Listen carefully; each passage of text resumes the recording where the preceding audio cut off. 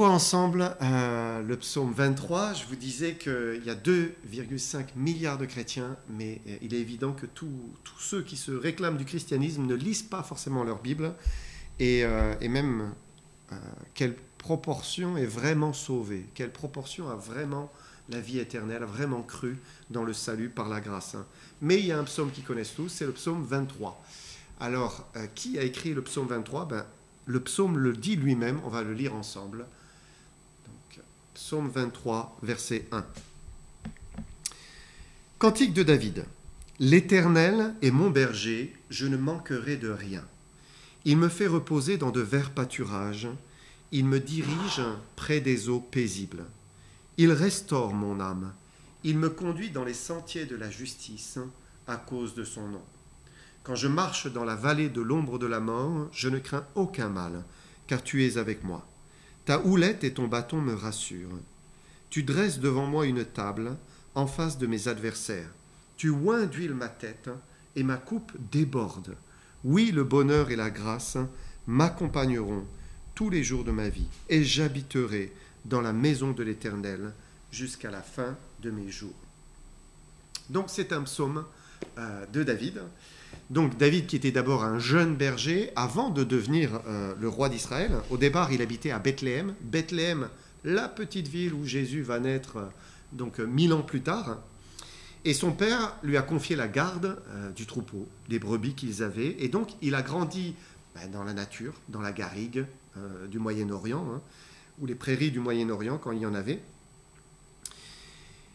Et ce que nous devinons, c'est que de par sa part en tant que berger, David a connu la solitude.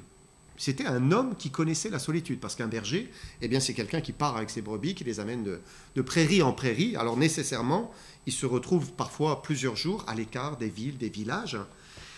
Et on peut dire que cette vie à l'écart a façonné le cœur de David. La solitude, parfois c'est très pesant pour certains, ils ont besoin d'être tout le temps avec du monde, mais la solitude a quelque chose de bon, c'est qu'elle nous permet eh bien, justement d'apprendre à connaître l'Éternel, d'apprendre à connaître Dieu et à le chercher.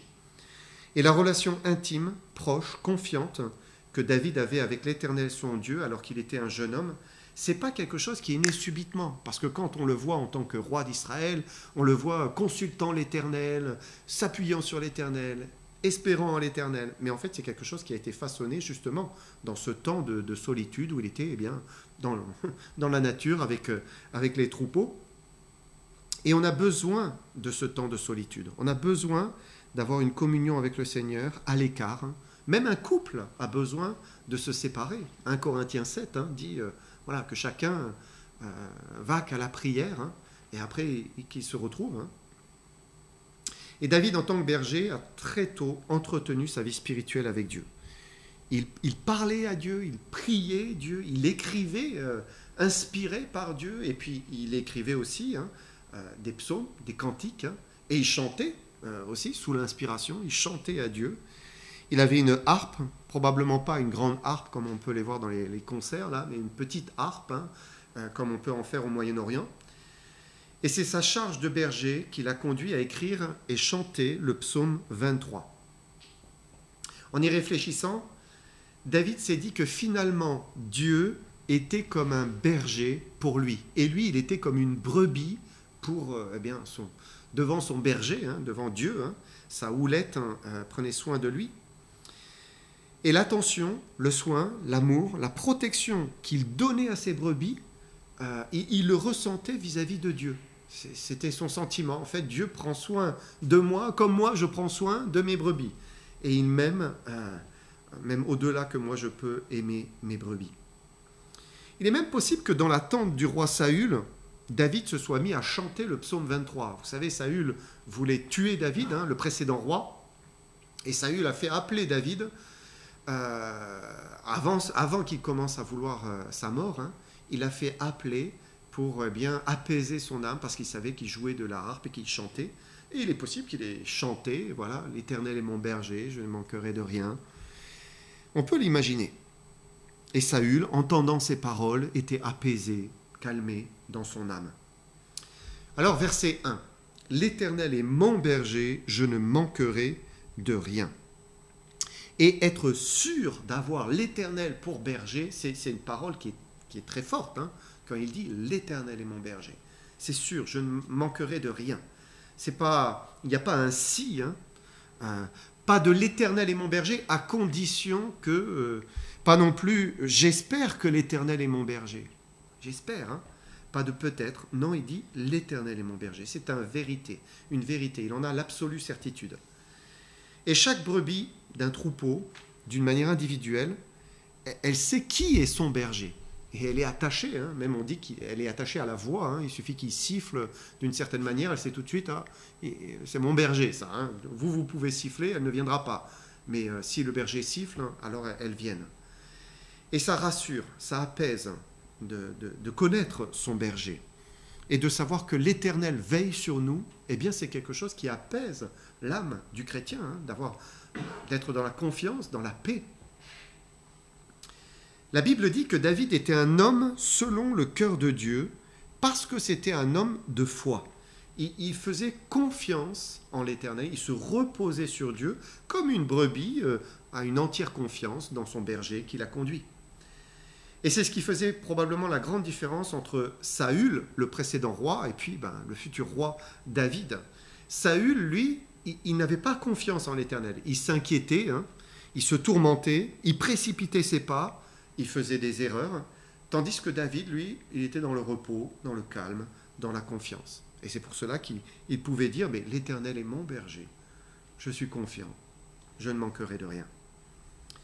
La foi, c'est la certitude que Dieu est avec nous et qui sera fidèle pour pourvoir à tous nos besoins.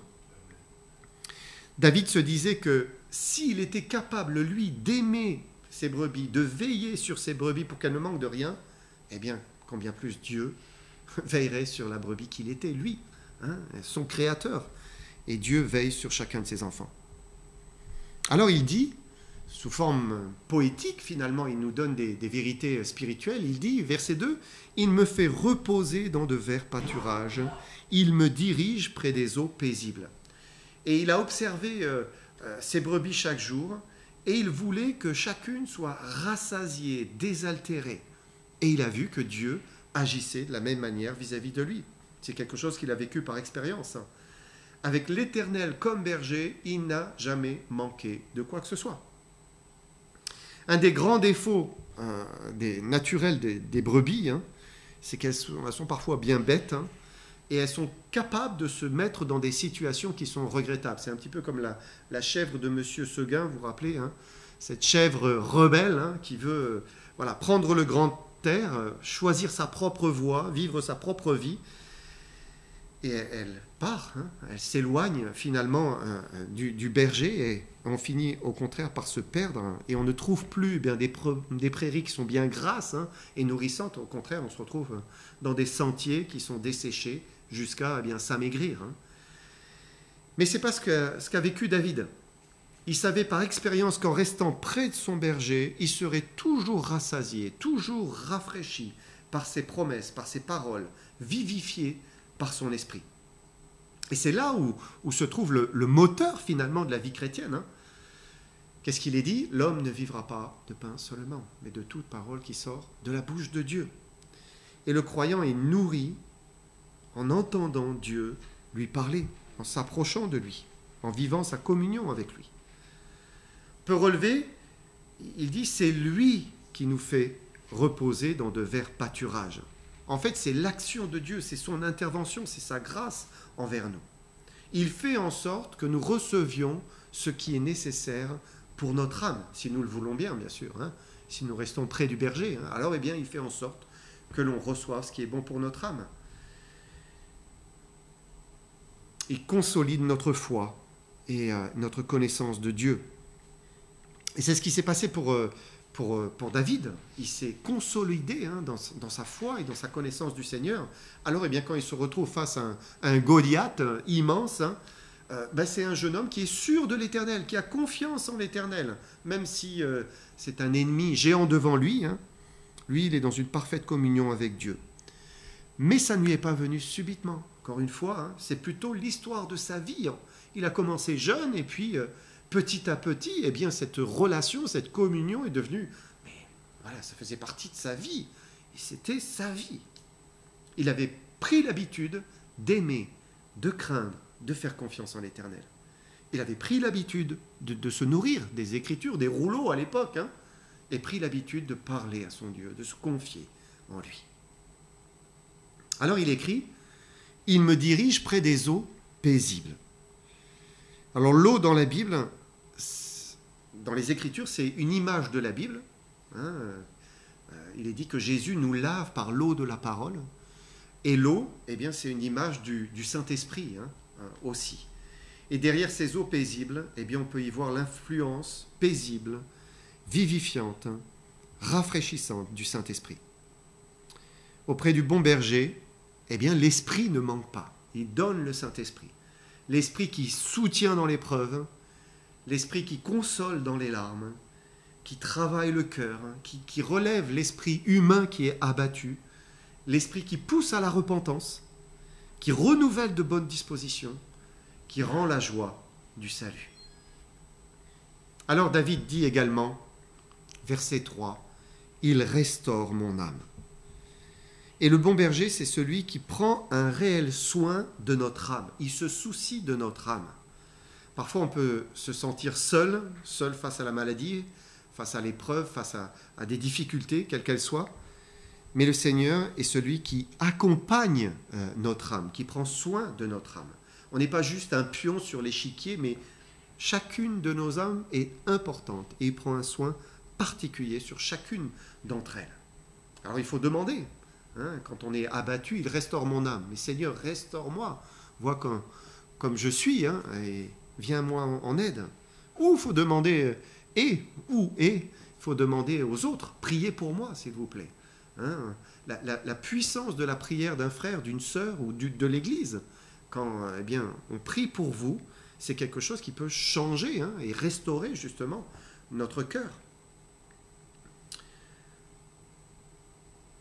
Et David le savait. Un jour, il a prié qu'un esprit de bonne volonté me soutienne. Vous vous souvenez de cette parole ?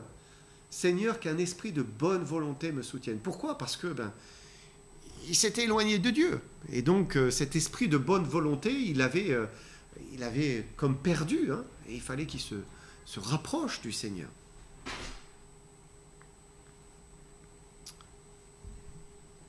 On va lire verset 3, psaume 23, verset 3.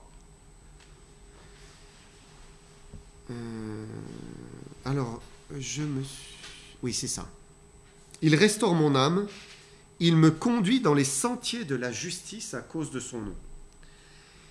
Il me conduit dans les sentiers de la justice à cause de son nom. Et les brebis du bon berger, elles n'errent plus à droite, à gauche, selon leurs propres pensées, leurs propres volontés, leurs envies du moment, voilà, parce qu'une pensée passe. Parce que nous ne sommes plus des bergers sans berger, des brebis sans berger, pardon. On est des brebis qui appartiennent au bon berger. Et sa main nous conduit dans les sentiers de la justice. Ça veut dire que Dieu ne va pas nous laisser faire n'importe quoi, n'importe comment. Il veut que notre vie, elle soit juste, qu'elle soit sainte, qu'elle soit vraie, qu'elle soit séparée du péché. Et ce qui caractérisait l'enfant du Seigneur, l'enfant du Seigneur, c'est son obéissance. Dieu, en se formant l'Église, a voulu se former un peuple obéissant. C'est ce qu'il dit dans les Écritures. Et c'est vers cette direction de l'obéissance qu'il nous conduit. En fait, il ne peut pas en être autrement. Il y a des brebis, c'est vrai, qui errent parfois, qui n'en font qu'à leur tête, mais Dieu va agir pour les ramener dans la bonne direction, dans les sentiers de la justice. Pourquoi ? À cause de son nom. Parce que c'est son nom qui est engagé, c'est sa gloire en fait.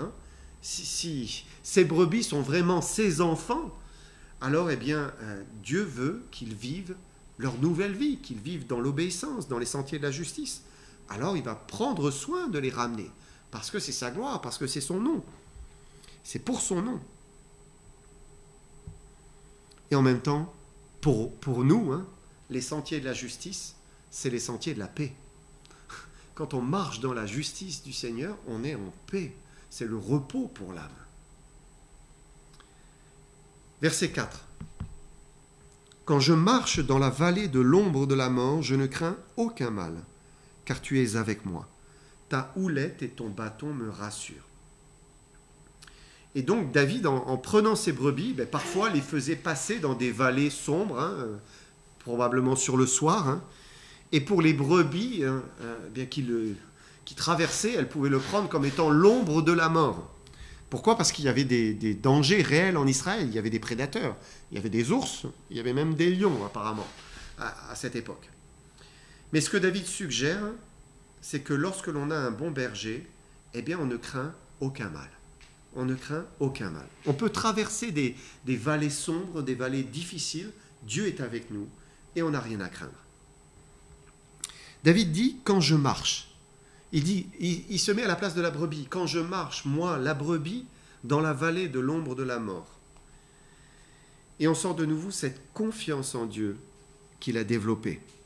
Il sait que l'Éternel est son berger et qu'il n'a pas à avoir de crainte et de peur. Et David est passé par des vallées sombres, les vallées de la persécution, où il a eu de nombreux ennemis, où il s'est retrouvé seul, il a dû fuir, même son propre fils contre lui. Donc c'était des vallées sombres, on voulait attenter à sa vie. David dit « quand je marche », et c'est important de marcher avec le Seigneur. Une brebis ne doit pas s'arrêter en chemin, elle ne doit pas se retourner non plus en arrière, comme la femme de Lot, qui s'est retournée parce que finalement, elle ne voulait pas perdre cette vie passée, cette vie de débauche aussi, qui était là-bas derrière. Non, il faut avancer, marcher tout droit avec son berger. La brebis, elle ne doit pas non plus courir, se précipiter frénétiquement, ou dans l'angoisse, agir sans réfléchir, prendre des décisions rapides, et finalement devancer son berger. Parce qu'en se précipitant, on devance le berger, et on va beaucoup trop loin. Non, elle doit marcher au pas du bon berger. À son pas, elle sera conduite, elle sera dirigée, elle n'aura rien à craindre. L'avenir ne doit pas non plus l'effrayer. Simplement rester proche de son berger, sous sa houlette et avec son bâton pour la rassurer. Sa houlette, c'est ce qui permettait de remettre dans la bonne direction. Souvent, c'était courbé, comme cela, on pouvait attraper la patte. Voilà, si elle s'écartait, hop, on la ramenait. Et puis le bâton, c'était pour les prédateurs. C'était pour défendre s'il y avait un danger. Et Dieu veut qu'on marche avec lui, proche de lui, attaché à lui, dans la vallée de l'épreuve, des difficultés, du danger, d'un pas assuré, rassuré, confiant. Ensuite, c'est intéressant parce qu'il s'agit de la vallée de l'ombre de la mort. Ce n'est pas la vallée de la mort, comme aux USA, c'est l'ombre de la mort, la vallée de l'ombre de la mort. Un prédicateur d'un temps passé, Spurgeon, disait qu'une ombre ne peut pas faire de mal à quelqu'un. Une ombre. L'ombre d'un chien ne peut pas mordre. L'ombre d'une épée ne blessera personne. L'ombre d'un pistolet ne tuera personne. Et ici, ce n'est que l'ombre de la mort. Et pour nous, enfants de Dieu, brebis du Seigneur, nous ne vivons que l'ombre de la mort. Et non la mort elle-même, finalement. Même si nous allons un jour passer de l'autre côté, notre corps redeviendra poussière, mais la mort n'est qu'un passage. On va passer au travers de cette ombre, et puis on va passer de l'autre côté, vers la vie en fait, vers la vie éternelle. L'ombre ne fait que passer sur nous comme ça, et elle ne nous atteint pas. La mort ne nous atteint pas. David le dit. Il dit « Je ne crains aucun mal, car tu es avec moi ». Là encore, c'est une parole pleine de réconfort. David était avec l'Éternel. Et il dit, tu es avec moi. Tu es avec moi. Jésus nous l'a dit, je suis avec vous tous les jours jusqu'à la fin du monde. Mais lui le disait déjà. Lui, dans l'Ancien Testament, il savait que l'Éternel était avec lui, tous les jours. Qu'est-ce qu'on peut craindre quand Dieu est avec nous? On ne craint rien. Jamais. Verset 5. Tu dresses devant moi une table en face de mes adversaires. Tu oins d'huile ma tête, ma coupe déborde. Dieu nous dit d'être en paix avec tous les hommes, autant que cela dépend de nous. Il faut être en paix avec les hommes. Mais ça n'empêche pas d'avoir des adversaires, littéralement des ennemis. Le Seigneur a dit à ses disciples, s'ils m'ont haï, ils vous haïront aussi. Et en fait, ça n'a rien de choquant que d'être un enfant de Dieu et d'avoir des personnes qui ne nous aiment pas, des personnes qui nous causent du tort, qui ne sont pas d'accord avec nous. Il est dit, Dieu dresse devant nous une table en face de nos adversaires. C'est encore une image qui est parlante. Lorsqu'on a des adversaires, on s'attendrait plutôt à se tenir debout sur ses gardes, parce que l'ennemi est devant, ou fuir, reculer selon le cas. Mais il dit ici, Dieu dresse devant nous une table, et il nous dit, mange, repose-toi, sois en paix, malgré tes ennemis. On imagine les brebis dans le pâturage, là, qui sont en train de brouter tranquillement leur herbe, paisiblement, et puis il y a un loup qui guette au loin le troupeau, mais le berger est là, il veille avec le bâton, il scrute l'horizon, il voit le loup et se tient prêt à intervenir si nécessaire. Et les brebis, elles peuvent manger sans crainte sur cette table qui est dressée pour elles. Dieu dresse une table devant nos adversaires. Plus loin encore, tu oins d'huile ma tête et ma coupe déborde. David exprime ce qui est dans le fond de son cœur en tant que brebis, il est comblé. En fait, il dit, Dieu est en train de me rassasier, il me comble. Dans 1 Samuel 16, au verset 13, il y a l'onction de David. Donc l'onction de David pour devenir roi. Quand Dieu choisissait un roi, il envoyait un prophète, et le prophète versait de l'huile sur la tête, l'huile coulait, c'était l'onction. Le Seigneur allait bénir d'une manière particulière cet homme dans son règne. On voit 1 Samuel 16, verset 13, il dit « Samuel prit la corne d'huile et l'oignit au milieu de ses frères.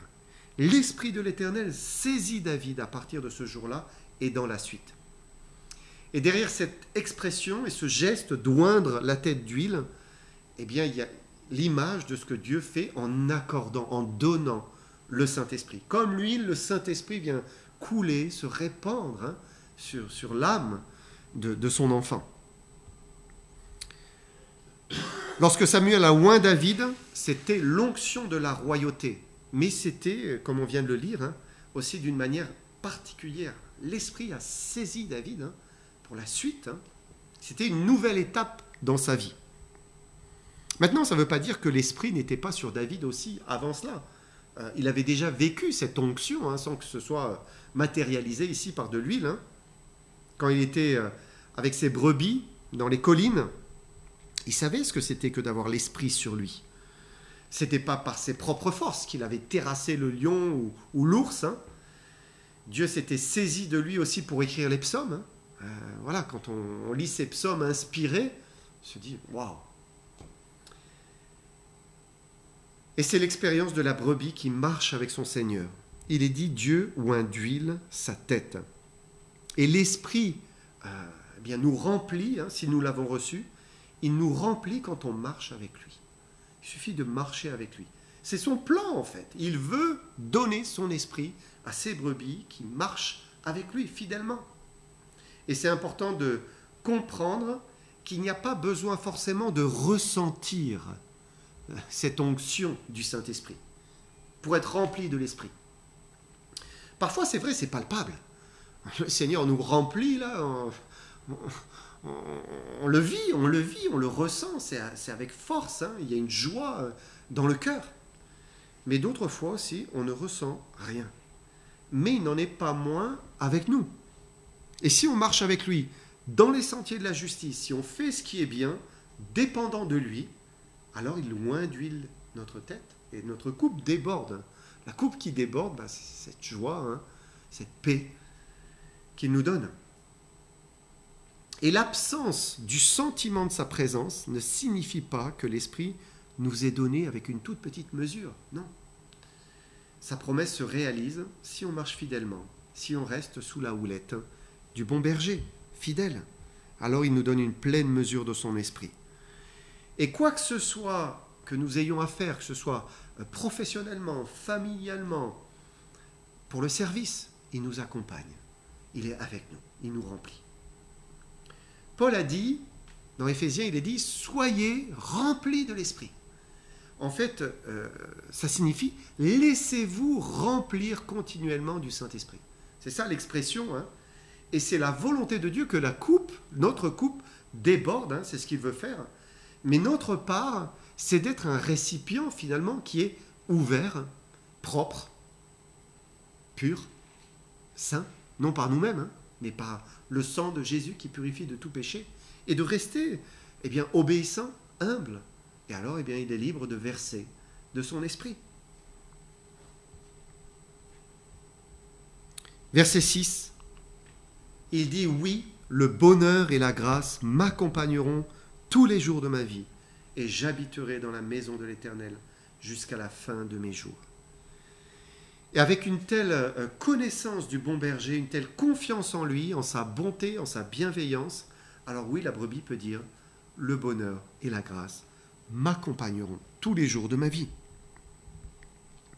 Dieu, le Dieu de grâce, qui me fait grâce, sera toujours avec moi. Toujours avec moi, ça veut dire dans les temps de bonheur, de joie, de réjouissance, mais aussi dans les temps d'épreuve, les temps de difficulté, de solitude. Il ne me laissera pas, il ne m'abandonnera pas.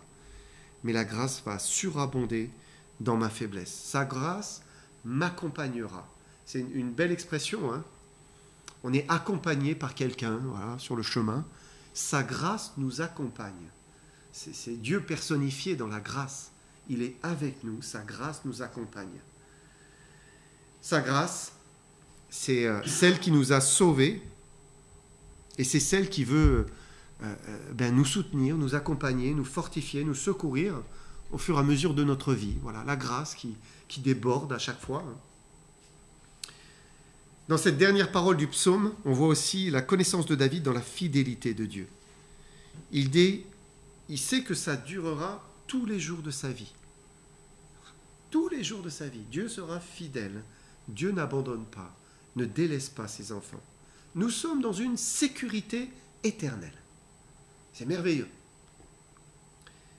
Et puis enfin, pour terminer, David dit « J'habiterai dans la maison de l'Éternel jusqu'à la fin de mes jours. » C'est une résolution du cœur de David. Hein. Oui, je fais le choix, oui, j'habiterai dans la maison de l'Éternel dès maintenant et jusqu'à la fin de mes jours. Mais c'est aussi la grâce de Dieu de nous garder avec lui dans sa maison.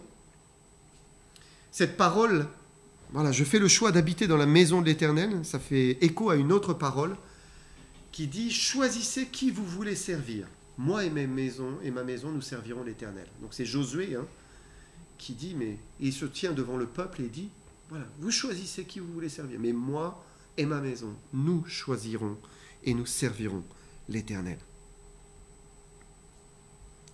Et dans ce psaume 23, on voit tout un pan de la vie de David, ce pan où il faisait paître les brebis de son père. Et on peut dire que Dieu s'est choisi un cœur pour régner sur son peuple. C'est vraiment ça. C'était un cœur, Dieu a vu son cœur en fait. Dieu regarde non à l'apparence mais au cœur. Il a vu le cœur de David et il a fait le choix de le prendre pour que David devienne un berger pour ses brebis. C'est ça. L'Éternel était son berger et Dieu l'a choisi pour qu'il devienne le berger d'Israël. Ce cœur, c'était aussi celui qui avait pris du temps avec Dieu. Il avait pris du temps dans la solitude. Il connaissait Dieu parce qu'il le cherchait, il le chantait, il l'invoquait, il le priait. Il se confiait en lui aussi. Chaque danger, chaque problème, il le prenait pour appui. Ça, c'est un cœur que Dieu aime. C'est un homme selon le cœur de Dieu. Tout ça, ça a façonné son cœur. Il était encore qu'un jeune adolescent, mais Dieu voyait en lui un cœur fidèle qui allait pouvoir servir l'Éternel. Alors, il fallait que du temps passe. hein, et que Dieu travaille encore son cœur jusqu'à faire de lui un berger, hein, pour Israël, hein, pour qu'il accède à la royauté. Dieu avait un homme selon son cœur. Dieu veut assurément, pour terminer, qu'on le serve de la même manière que David. Qu'on puisse être dans le repos, sous la houlette du bon berger. Et le bon berger, c'est Jésus. Hein. Pour nous, c'est Jésus. C'est clairement Jésus-Christ. Il l'a dit lui-même. Jean 10, verset 11, « Je suis le bon berger. Le bon berger donne sa vie pour ses brebis. » Et c'est ce qu'il a fait. Il a donné sa vie pour nous. Parce qu'il nous aime, hein, pour que nous croyions en lui, que nous recevions la vie. Encore un dernier verset. Jean 10, versets 27 et 28. « Mes brebis entendent ma voix. Je les connais et elles me suivent. Je leur donne la vie éternelle et elles ne périront jamais. Et personne ne les ravira de ma main. » Quelle parole pleine de puissance, hein. Être des brebis du Seigneur, c'est vraiment le meilleur. C'est la sécurité éternelle. Amen.